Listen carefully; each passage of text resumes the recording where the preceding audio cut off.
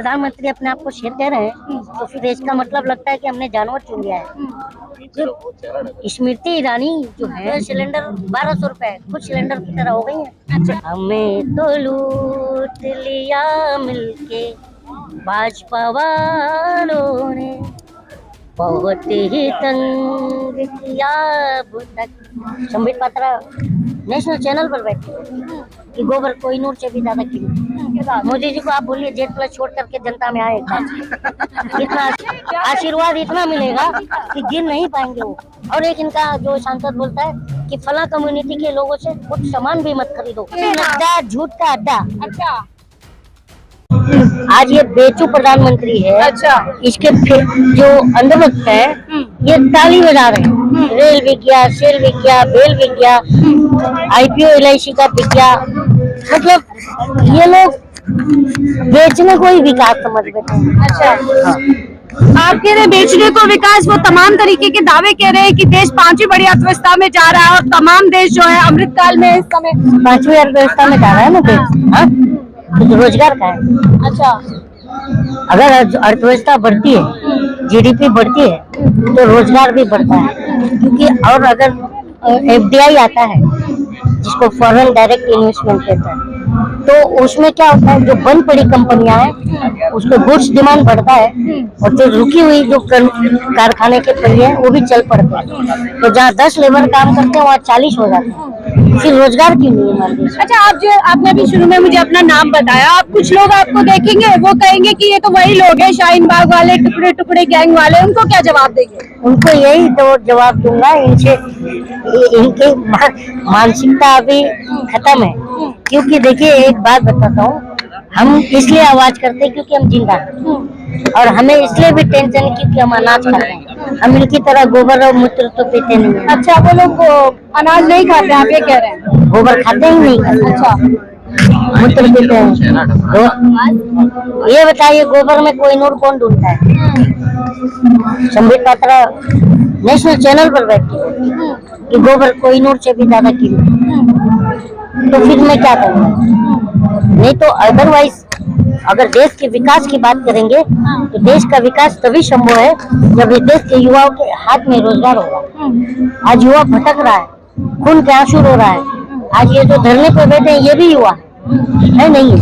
इनको तो बोल रहे हैं ये लोग बहकावे में आ गए, तमाम विपक्षी पार्टी के हथकंडे पे चढ़ गए और उन्हीं का यहाँ से गुणगान कर रहे हैं। कैसे कैसे वही तो इनके देखिए, जब अगर छात्र अगर आंदोलन करते हैं तो छात्रों को ये कहते हैं टुकड़े टुकड़े गैंग वाले हैं, बराबर। अगर मुसलमान करता है तो बोले ये तो आतंकवादी है, पाकिस्तान चले जाओ। महिलाएं करती हैं तो ये वेश्या है, बच्चलन है, फलाना है, ढिमका है। और ये अभी कर रही है तो इन्हें भी बोलते हैं विनय फोगाट और विभूषण शरण के साथ चिपक के फोटो लेती थी। तो क्या है, इनकी मानसिकता जो सड़ी हुई मानसिकता है, इन पर हम बात ही क्या करें। और इनके तो मैं जो बातों का भी जवाब देना नहीं चाहता। देखिए आप एक बताओ, मैं अभी बता रहा हूँ, मैं इनके जो मंत्री हैं इनका जो मैं न्यूज पर देखता हूँ ना तो मैं फटाक से बदल देता हूँ चैनल। अच्छा, या तो मोबाइल में आते तो स्क्रॉल कर देता हूँ क्योंकि इनको देखना पसंद नहीं करते हैं। आज लोग नहीं कर रहे क्योंकि इनकी बातें सड़ी हुई हैं मानसिकता की। आप बताइए, देश के गद्दारों को दिल्ली इलेक्शन में गोली मारो, डैश डैश डैश, कहाँ तक सही है? हाँ। और एक इनका जो सांसद बोलता है कि फला कम्युनिटी के लोगों से कुछ सामान भी मत खरीदो, सब्जी मत खरीदो। क्यों भाई? ये देश सबका है ना। 142 करोड़ 87 लाख हो गए ना, सबका है। और सबसे बड़ी बात है इस देश के लोगों को समझ में नहीं आ रहा कि भारत देश में सबसे ज्यादा युवाओं की आबादी है और जिस देश में युवा होते हैं ज्यादा उस देश को तरक्की करने में टाइम नहीं लगता। लेकिन सरकारें खुद इंफ्रास्ट्रक्चर पर काम करना नहीं चाहती हैं और 5 किलो अनाज खिला करके हम अपनी ताली बजा करके अपना पेट थपथपाती हैं। हम 5 किलो अनाज क्यों खाएं? सरकार तो अपनी उपलब्धियों में तमाम यही बातें कहती है ना। देखिए 80 करोड़ लोगों को हम मुफ्त राशन दे रहे हैं। 80 करोड़ लोग, ठीक है। 2019 के इलेक्शन में कांग्रेस ने अपने मैनिफेस्टो में मैं कांग्रेस ही नहीं हूँ and I am not going to support Congress, पर एक बात मैं बता रहा हूँ कि कांग्रेस ने 2019 के अपने मैनिफेस्टो में एक वादा डाला जिसको न्याय योजना का नाम दिया था और बोला था मिनिमम सबके घरों में 12,000 रुपए की इनकम जानी चाहिए। तो जिसका 6,000 पगार है उसको 6,000 उसकी बीवी के अकाउंट में आ जाएगा 12,000 और जिसका जीरो है उसको 12,000 डायरेक्ट आएगा। ये था योजना। तो वो योजना क्यों था जब पूछा गया तो अर्थशास्त्रियों ने ही बनाए थे। तो वो योजना जब पूछा गया मुझे याद है लेकिन किसने कहा ये मुझे याद नहीं। लेकिन तो ये कांग्रेस को तो सुनिए वो तो कह रहे हैं ना। वो योजना में ये बताया गया कि जो देश के 20 करोड़ लोग जो समाज के आखिरी पायदान पर जिनको इनकम नहीं है अगर उनके हाथ में 2 रुपए थमाएंगे तो वो जाएंगे डायरेक्ट बाजार में परचेस करने के लिए। अगर उनके पैर में चप्पल नहीं है और चप्पल परचेस करेंगे तो फटाक से चप्पल की कंपनियों की जो बंद पड़ी पहिया है वो रन कर जाएगी। तो जहाँ पर 20,000 एम्प्लॉय काम कर रहे हैं वहाँ 40,000 हो जाएंगे। उस पर ये काम कर रहे हैं क्या? परचेजिंग पावर सरकार देना इनके चाहती पास है। सिर्फ रीजन है, इनके पास विजन नहीं है, सिर्फ रीजन। लेकिन वो तो कहते हैं कांग्रेस ने देश का बंटाधार किया, प्रधानमंत्री मोदी तमाम मंचों से कहते हैं इसीलिए मुझे 18 घंटे काम करना कांग्रेस पड़ ने रहा है। अगर बंटाधार किया इस देश का हाँ। तो आपको 9 साल से गुड़िया छीनने के लिए लाए थे हम।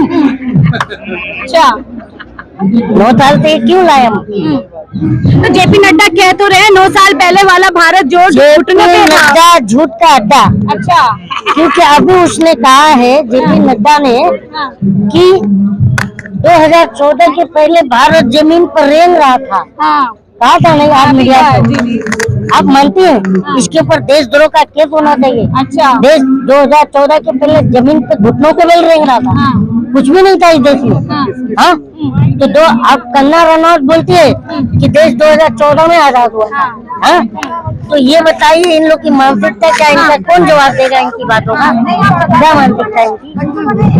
तो अभी कैसे आप इस पूरे मामले को देखते हैं? आज 18वां दिन है, सरकार कोई भी संज्ञान लेने के लिए तैयार नहीं है। ये कबीर वाली बात हो गई, कबीर दास वाली। करत करत अभ्यास से जड़मती हो सुजान, रसरिया और जात से सिल पर पड़त निशान। तो ये इनके पीछे लगे रहेंगे। और आपसे रिक्वेस्ट है जो अंदाज आपका वायरल हो रहा है थोड़ा उसमें भी अगर बात रख सके प्लीज, पूरे समर्थन में। मेरे अंदाज जो होती मैं कोई बनावटी बात नहीं करता, सिंपल बात करता हूँ। जो बोला वही रियलिटी है। और मैं देखिए सच बोलता हूँ और डरता नहीं, क्योंकि मैं टीपू सुल्तान का फॉलोअर हूँ। अच्छा उसे वो कहता था टीपू सुल्तान कि गीदड़ की 100 दिन की जिंदगी से बेहतर है शेर की 1 दिन की जिंदगी। तो शेर की तो बोलते हैं प्रधानमंत्री मोदी जी इस समय शेर है देश के और तमाम इस तरीके के फैसले ले रहे हैं कि देश उससे जो है लगातार आगे बढ़ रहा है। शेर ने जो चीते लाए थे ना, चीते भी मर गए 3। हाँ। ठीक है, और शेर को बता दीजिएगा कि शेर जो है ना क्या करता है, क्या करता है? आदमी को मार के खाता है। और आज ये शेर गरीबों को मार रहा है। ठीक है, तो हमने तो फिर इसका मतलब शेर तो जानवर होता है। अच्छा तो जो अब प्रधानमंत्री अपने आप को शेर कह रहे हैं तो फिर इसका मतलब लगता है कि हमने जानवर चुन लिया है। वो तो कहते हैं एक मोदी सब पे भारी। हाँ एक मोदी सब पे भारी है तो सब पे भारी। वो देखिए अभी गुजरात में बोल रहे हैं ना, सॉरी कर्नाटक में, कि झूठ मजबूत करो, बूथ नहीं झूठ मजबूत। अच्छा वो तो बूथ की बात कर रहे हैं, आप कहाँ उसे बदल? वो नारा लगाते हैं मेरा झूठ सबसे मजबूत। अच्छा विदेशों में डंका बज रहा है मोदी जी का। हाँ तो वहाँ विदेशों में जाके आप उनके डंके को एक बार कवर करके आइए तो हम भी देखें। अच्छा तो कहीं देखा नहीं कि डंका बजाऊंगा। क्या केरला स्टोरी का प्रचार किया जा रहा है, बेटियों की बात की जा रही है उसके जरिए? केरला स्टोरी एक प्रोपेगेंडा मूवी है, आपको भी पता है, क्योंकि खुद कोर्ट ने कहा था कि ये हिस्ट्रिकल नहीं है, ये एक काल्पनिक मूवी है। तो इस तरह का अगर काल्पनिक मूवी बना करके देश में 2024 से पहले माहौल गरमाया जा रहा है तो मैं इसका मतलब मैं विरोध करता हूँ इस मूवी का। और जिस राज्य में इसको बैन किया जा रहा है बहुत सही निर्णय है। स्मृति ईरानी भी गई है कल मूवी देखने के लिए, लेकिन यहाँ पर समय नहीं मिल रहा उनको आने के लिए। वो कैसे आएंगी, कैसे आएंगी? और स्मृति ईरानी की क्या इज्जत और वो सब बेटियों की पड़ी है, बताइए। मंत्री है, कैसी बात कर रहे हैं आप? क्या? मंत्री है स्मृति ईरानी और आप ऐसी बात कर रहे हैं? स्मृति ईरानी को अगर जरा भी इनके प्रति ये होता ना तो अब तक आ जाती। ठीक है, स्मृति मूवी देखने जा रही है ना, द केरला स्टोरी मूवी देखने गई है। आप बता रही है ना, तो उनसे ये बात पूछता था ना, फिल्म से क्यों पूछ रही है? जवाब इसका स्मृति देंगी। और स्मृति ईरानी लिए जो शब्द यूज किया आपने, मैं उसके ऊपर बोल रही हूँ ना। मैंने तो मूवी देखने गई है और मंत्री है। तो मैंने भी वही बात कह रहा हूँ ना, माइक नीचे रखो, चेहरा ढको। स्मृति ईरानी जो है वो कब, आज देखिए 2014 से पहले सिलेंडर लेके रोड पर बैठती थी, अच्छा। तब 414 रुपए सिलेंडर था, और तब वो एकदम 414 रुपए की तरह दिखती थी। आज जो है सिलेंडर 1200 रुपए खुद सिलेंडर की तरह हो गई है। मतलब आप बॉडी शेमिंग कर रहे हैं उनकी, इसी पे बोल रहे हैं, तो आप यहाँ से सवाल उठा रहे हैं कि बॉडी शेमिंग करते थे। नहीं, बॉडी जनाब, आप शेविंग की बात कर रहे हैं। बॉडी शेविंग की बात नहीं कर रहा हूँ, हाँ। 414 से 1200 रुपए की बात कर रहा हूँ। आप कह रहे हैं 414 से 1200 रुपए की बात कर रहा हूँ। आपको पता है गरीबों की हालत क्या है? हाँ। गरीबों के पास जाती हो आप, हाँ। गरीब की थाली से भोजन गायब है। हाँ। गरीब आज, प्रधानमंत्री अरे खाते तुम तो चुप है। रहो यार, तुमको हाँ। सवाल पूछना है तो ही पूछो। हाँ। मेरी बात सुनो, 2014 से अब तक में इस समय जो मौजूदा स्थिति है गरीब का, वो क्या है कि गरीब अपने घर पर या तो दाल बनाता है तो चटनी से चावल खा रहा है, दाल से दाल गायब, नहीं तो सब्जी गायब। आप गरीबों की बात कर दो टाइम में ये देश का स्थिति है। आप जाइए गरीबों के घरों में जरा रिपोर्टिंग कीजिए। गरीब के घर में एक टाइम पर एक ही चीज बना पा रहा है, या रोटी बना रहा है, दाल बना रहा है, चावल बना रहा है, सब्जी बना रहा है। गरीबों की बात कर रहे हैं, लेकिन वित्त मंत्री कहती है गरीबी नहीं है देश में। वित्त मंत्री तो कांदा भी नहीं खाती है। महंगाई नहीं है देश में। वित्त मंत्री तो बोलती है कांदे का भाव जब ऊपर जाता है तो मुझे उससे क्या लेना देना, कांदा हम खाते नहीं है बोल रहे। और उसके पहले भी बोली कि डॉलर नहीं मजबूत हो रहा है, रुपया कमजोर नहीं हो रहा है, डॉलर मजबूत हो रहा है। तो उनकी बात क्या? पीएम मोदी तो कहते हैं कि पंक्ति में खड़ा आखिरी व्यक्ति के लिए भाजपा सरकार काम कर रही है। कर तो रही है, क्या कर रही है? मौत की घाट उतार रही है। अच्छा। भूखा मर रहा है ना, मौत की ये घाट। लगातार सरकार क्यों जीत रही है जब मौत की घाट आप तमाम आप बताइए मैडम जी, आप देश से हो, ये बताइए वर्ल्ड हंगर इंडेक्स में हम कहाँ पे? I just wanted asking to you. चेहरा हमें तो मालूम है, सरकार को क्यों नहीं मालूम है, लोगों को मैं क्यों नहीं चाहता मालूम हूँ है? आपके थ्रू ये देश के जो भी देखने वाले लोग हैं इन्हें मालूम पड़ेगा हम वर्ल्ड हंगर इंडेक्स में कहाँ पाकिस्तान से पीछे हो गया, अब इससे ज्यादा क्या बुलवाएंगे? है ना? और प्रेस की आजादी में कहाँ पर है? प्रेस को आजादी है तो प्रेस की आजादी में भी हम कहाँ पर आके करेंगे? तो यही कहना है कि प्रधानमंत्री जी सीना ठोक करके कुछ भी कहे, लेकिन वो जब वो इस तरह अपने हालातों को बयां कर देते हैं, क्या कहें, वो जब कहीं फंसते हैं तो रोते हैं। आप मीडिया की बात कर रहे हैं, लेकिन यहाँ इतना बड़ा मुद्दा है, मीडिया में ये ना दिखा के इमरान खान का मुद्दा ज्यादा दिखाया जा रहा है आज। कौन सा इमरान खान? पाकिस्तान वाला? हाँ। तो पठान तो गया है ही है ना जेल में। अब पठान का बच्चा भी सत्ता बदलेगा तो जाएगा। अच्छा। ऐसा नहीं है, मैं थोड़ी कह रहा हूँ, प्राइम मिनिस्टर ने कहा था मैं पठान का बच्चा हूँ। ठीक है ना? वो आएगा, देखो गलत जो भी करेगा ऊपर मुंह करके अगर मैं भी थूकूंगा तो मेरे ही मुंह पे गिरना है, आज नहीं तो कल। ठीक है, चलिए लास्ट वीडियो में आप जनता से क्या कहना चाहेंगे? माइक थोड़ा जनता से मेरा यही अपील है कि अब जितने भी बेरोजगार युवा हैं सब एक हो जाओ और पूरे देश में बैठो। और एक अपील ये भी विपक्ष से भी करूंगा कि अगर तुम्हारी सरकार 24 में रिटर्न करती है तो अन्ना आंदोलन की जांच पहले करवाइए, क्योंकि ये अन्ना क्वारंटाइन हो गया है, कहाँ पर है वो उसे पता करो, क्योंकि इस देश के अंदर इस अन्ना ने ही सत्ता बदली। आप अन्ना आंदोलन की बात कर रहे हैं, आप भी तो अन्ना आंदोलन मैं जुड़ा था इसलिए तकलीफ है। मैं अन्ना आंदोलन में अपने 200 से 250 दोस्तों को बीकेसी बांद्रा कुर्ला कॉम्प्लेक्स लेकर जाता था, आता था, और उस आंदोलन को मयंक गांधी लीड कर रहा था उस समय। तो मेरे को अफसोस है, इसलिए तो मैं कह रहा हूँ कि विपक्ष से मेरा ये अनुरोध है कि सत्ता बदले तो अन्ना हजारे के आंदोलन का जांच करवाए, और उसमें मेरे को लगता है बहुत लोग आएंगे, केजरीवाल साहब भी आते और किरण बेदी सब। लेकिन उसी आंदोलन के बदौलत तो हमें देश का सबसे बोलते हैं कद्दावर एकदम सच्चा आदमी मिला ना, केजरीवाल, जो अब यहाँ पे ऑप्शन दे रहा है लोगों को दूसरा। मैं आपको लगता है? वो खुद कहते हैं। क्या कहना और करना फर्क है। प्रधानमंत्री जी को अगर कोई टक्कर दे सकता है तो वो केजरीवाल है। हाँ, प्रधानमंत्री को तो अगर कोई टक्कर देता है दे सकता है। अगर मैं कह दूं कि प्रधानमंत्री को अगर टक्कर कोई देता है तो मैं हूँ, तो मारोगे? आप टक्कर देंगे? तो क्यों नहीं दे सकता? 142 करोड़ लोग टक्कर दे सकते हैं, क्योंकि प्रधानमंत्री इस देश का कोई भी प्रधानमंत्री मालिक नहीं होता। प्रधानमंत्री हम बनाते हैं, हमें प्रधानमंत्री कोई नहीं बनाता। तो वो यही तो कहते हैं 140 करोड़ लोगों का आशीर्वाद मेरे साथ है, मैं कहीं नहीं जा रहा अगले 50 किसके साल। पास?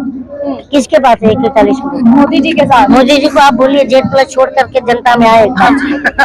इतना आशीर्वाद इतना मिलेगा कि गिन नहीं पाएंगे वो। मैडम 140 करोड़ के साथ होता तो कवच है 140 करोड़ की जनता मोदी जी की। मैं आपको कवच की ही बात कर रहा हूँ। जो जेड प्लस की कवच है वो उतार कर आए 140 करोड़ में, उनको पता चल जाएगा कितना आशीर्वाद मिलेगा। और अलग अलग ब्रांड से मिलेगा उनको आशीर्वाद। आते तो रैली करते, आप अपमान कर रहे हैं प्रधानमंत्री मोदी जी का। मैंने क्या अपमान कर दिया बताइए? ऐसे बोल, मैंने क्या बोला? अब क्या बोल जेड प्लस सिक्योरिटी की उतार कर आए हैं तब तो हम मिल पाएंगे, सवाल पूछेंगे। आप तो सवाल चले नहीं कर चले पाते जा रहे आप हैं। लोग। आप कहीं और चली गई थी क्या? मैंने तो कहा कि आए, अब जेड प्लस में तो मैं वहां तक तो पहुंच नहीं सकता ना सवाल करने, तो आएंगे। अगर मैंने उनको वोट देकर प्रधानमंत्री बनाया तो सवाल युगांडा के प्रधानमंत्री से तो नहीं करूंगा ना, यही के प्रधानमंत्री से करूंगा ना, क्योंकि वो चाहे मैं उनका वोट दूं या न दूं, चाहे वो मैं किसी भी कम्युनिटी की बात कर रहा हूँ, वो उन्हें वोट दे या न दे, लेकिन है तो 142 करोड़ 87 लाख के प्रधानमंत्री ना, तो जवाब किसको देंगे? जवाब जा करके रूबिका लियाकत को कहेंगे कि आप थकते क्यों नहीं है? हाँ? तो ये सब बातें हैं। अब देखिए ना, पाकिस्तान की लगातार बातें हो रही है, पाकिस्तान कांपता है मोदी जी। हाँ, मोदी पाकिस्तान कांप रहा था, तभी तो मोदी जी कंबल लेके पाकिस्तान गए थे उड़ाने के लिए। गए थे नहीं गए थे? डर के कांप रहा है, डर के। हाँ, तो डर के कांप रहा था ठंडी से, तो मोदी जी उसको बिरयानी के साथ कंबल भी ले गए। पाकिस्तान के जो हालात है वो आपने भी देखे, खाने को नहीं है किसके पास? पाकिस्तान के। और हम लोग काजू का आटा खा रहे हैं। 5 किलो अनाज दे रहे हैं ना मोदी जी। वही 5 किलो अनाज। मैडम, वर्ल्ड हंगर इंडेक्स में हम कहाँ पर हैं? पाकिस्तान से ऊपर है या नीचे?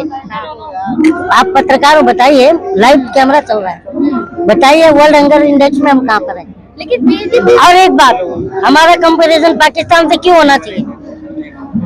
क्या? हमारा कंपैरिजन पाकिस्तान से क्यों होना चाहिए? पाकिस्तान कांप रहा है, ना वो कांपे, पड़ोसी देश है, कांप रहा है। पाकिस्तान कांप रहा है या उसका को लूज मोशन लगा है, उससे मुझे कोई लेना देना नहीं। ये बताइए मेरा कंपैरिजन किससे होना चाहिए?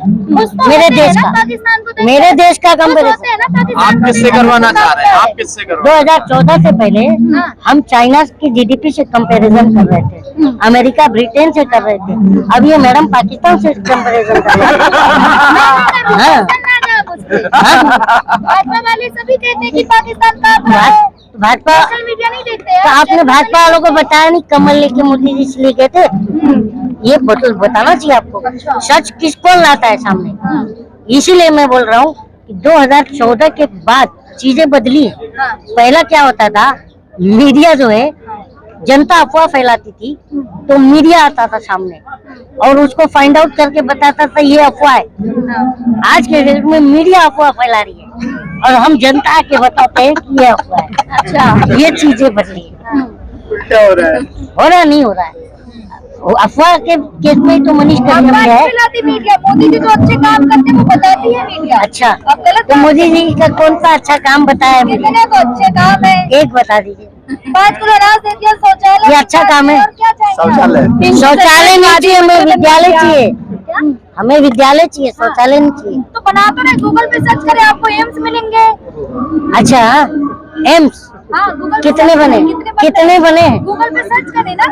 लेकिन जनता ने तो मंदिर मांगा था ना, मंदिर बना के तो दिया है इन्होंने, इतना अच्छा मंदिर बन रहा है। जनता मंदिर मोदी ने बनवाया है। हाँ, हाँ? तो कोर्ट क्या सुप्रीम कोर्ट भुइयां छील रहा था? लड़ाई तो सरकार ने लड़ी ना, भाजपा ने। सरकार ने थोड़ी लड़ी है मैडम, पता कीजिए आप जरा। हाँ, अरे विश्व गुरु बन रहे हैं हम। समझ रहे ना, विश्व गुरु हो चुके हैं। अरे विश्व गुरु बन रहे हैं हम। हाँ, अरे मोदी जी भारत को अच्छा, एक हिंदू अपना राष्ट्र जरा गा बनाएंगे। के कुछ सुना दीजिए, हिंदू चालीस। राष्ट्र बना रहे हैं। हिंदू राष्ट्र, एक गा के कुछ सुना दीजिए। हिंदू राष्ट्र, हिंदू राष्ट्र की बात कर रहे हो ना, अगर सबसे पहले तुम पर देशद्रोह का केस करना चाहिए। अच्छा चलिए, हाँ, सुधीर चौधरी भी कह रहे हैं, तो नेशनल मीडिया के सब जितने लोग कह रहे हैं उनके ऊपर देशद्रोह का केस होना मोदी जी भी कह रहे हैं, चाहिए, उनके ऊपर भी होना चाहिए, योगी जी भी कह रहे हैं। क्योंकि ये देश लोकतांत्रिक है। और धीरेन्द्र यहाँ शास्त्री पर भी कह रहे हैं। मुस्लिम राष्ट्र की भी अगर मैं बात कर रहा हूँ, शास्त्री भी कह और रहे मैं हैं। मुसलमान हूँ, अगर मैं मुस्लिम, यार तुम बवाली पत्रकार हो क्या?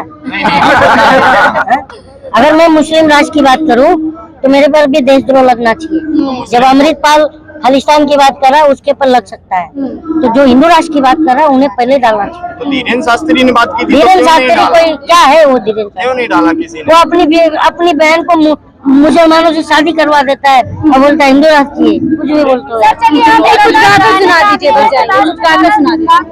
लगातार आप गाने गाते हैं, कुछ गा के सुना दीजिए। कुछ गा अब क्या गाना है मैडम? पूरे हालात पे आप क्या सोचते हैं, अपने गाने के जरिए से बता दीजिए। हालात पर यही है कि देश इसमें बहुत बेकार चल रहा है मैडम। अनवक्त सुनाइए, तो सुना दीजिए जल्दी से। अनवक्ती पे।